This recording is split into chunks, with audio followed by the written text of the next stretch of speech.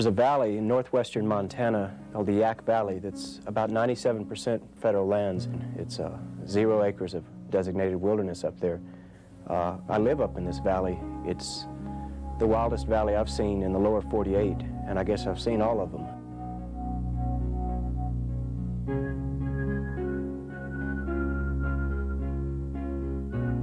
It's very frustrating to live up in this area and have your friends and neighbors become increasingly desperate, increasingly embittered over what our future is going to be.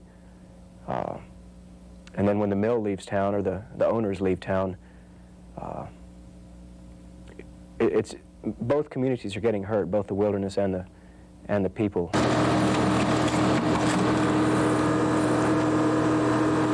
I bought this from my dad in '86, and he had it 15 years before I did. So we've been here 20 years. Most all these mills have. There's 3 of these cedar mills here in Troy.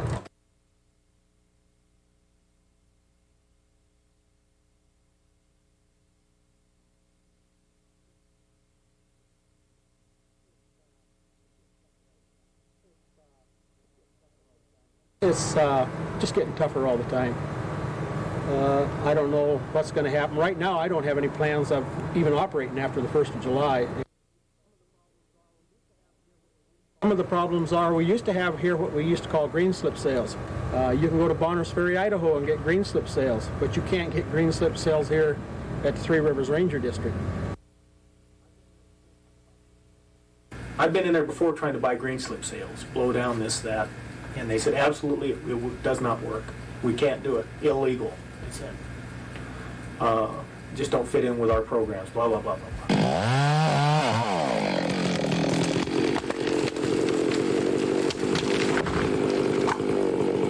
Yeah, I've been in the woods 38 years, and the woods has at least changed about 3 different times in the length of time that I've been here. It's just about like night and day from the time that I started.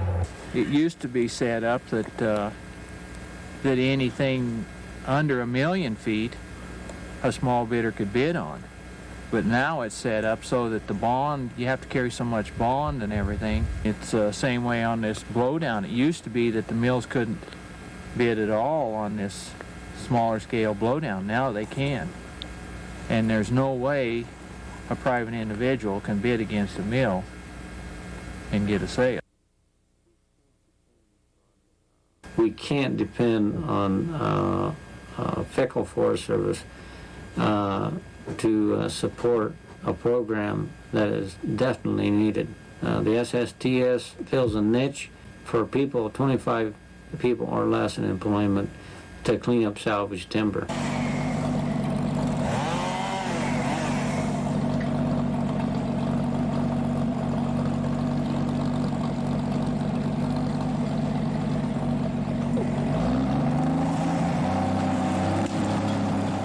What's happened is on the Kootenai there's 30-some% that has to go to small businesses.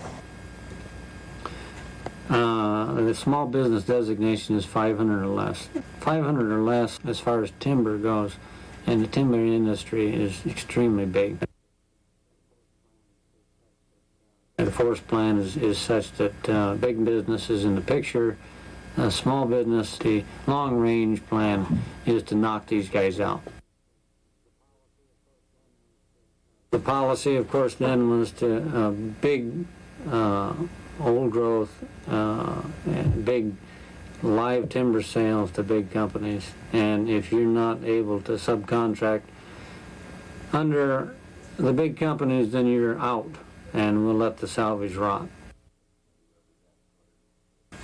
We represent 247 workers that worked for Stimson. Prior to that was Champion. Even with the days of Champion, you know, the union is involved in trying to enhance more products being made here in this area instead of shipping it out. And we were stopped at every turn. I mean, they were strictly for the big bucks, you know, cut the timber, make a fast raw material and ship it out. You know, we wanted to find ways to process it here in Lincoln County.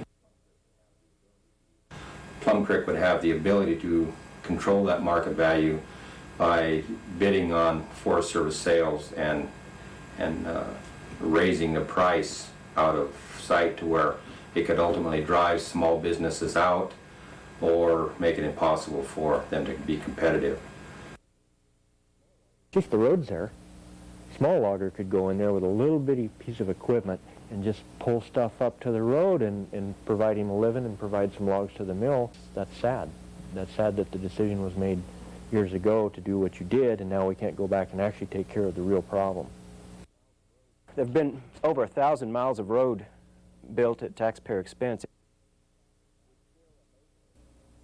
We still, amazingly, because of the size of the valley, it's a little over 400,000 acres of upper and lower Yaak Valley.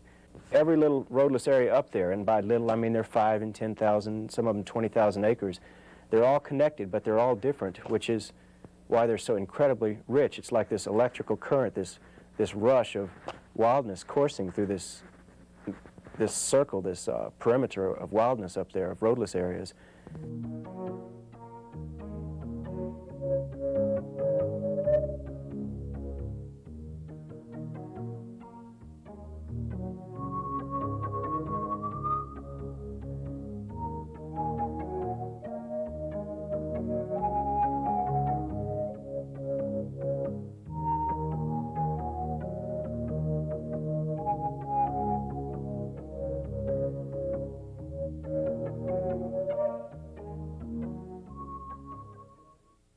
It's what, we've been able to do ever since 1776, is write Congress, and not just the Montana representatives and senators, but in every state.